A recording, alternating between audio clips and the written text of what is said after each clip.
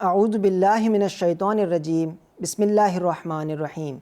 ناظرین کرام، السلام علیکم ورحمۃ اللہ وبرکاتہ۔ درس ملفوظات سیدنا حضرت مسیح موعود و مہدی موعود علیہ الصلاۃ والسلام۔ قادیان۔ عرب صاحب نے ادھر ادھر غیر آبادی کو دیکھ کر عرض کی کہ یہ صرف حضور ہی کا دم ہے کہ جس کی خاطر اس قدر انبوہ ہے، ورنہ اس غیر آباد جگہ میں کون اور کب آتا۔ فرمایا کہ اس کی مثال مکہ کی ہے کہ وہاں بھی عرب لوگ دور دراز جگہوں سے جا کر مال وغیرہ لاتے ہیں اور وہاں بیٹھ کر کھاتے ہیں۔ اسی کی طرف اشارہ ہے اس صورت میں لإیلاف قریش ایلافہم، سورہ قریش آیت نمبر 2۔ ایک اعتراض کا جواب۔ لوگوں کے اس اعتراض پر کہ جو شخص لاوارث مر جاتا ہے اس کے وارث مرزا صاحب ہو جاتے ہیں اور اس طرح سے بہت ملک املاک جمع کرتے جاتے ہیں۔ فرمایا کہ والد صاحب ایسے دنیاوی کاموں میں مجھے مامور کر دیا کرتے تھے اور ان کے حکم اور رضامندی کے لیے اکثر مجھے عدالتوں وغیرہ میں بھی جانا پڑتا تھا۔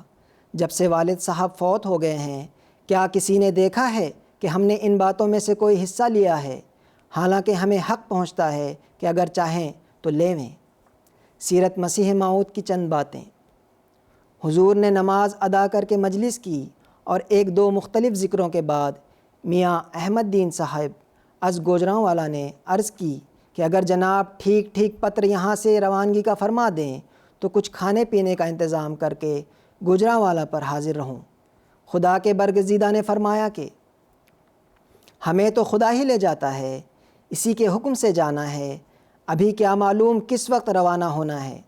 انسان بہت عاجز اور ہیچ ہے، خدا ہی کے ساتھ وہ جاتا ہے اور خدا ہی کے ساتھ وہ آتا ہے۔ دیگر احباب نے عرض کی کہ ایک اور صاحب نے راستے کی خوراک کا انتظام کر لیا ہے۔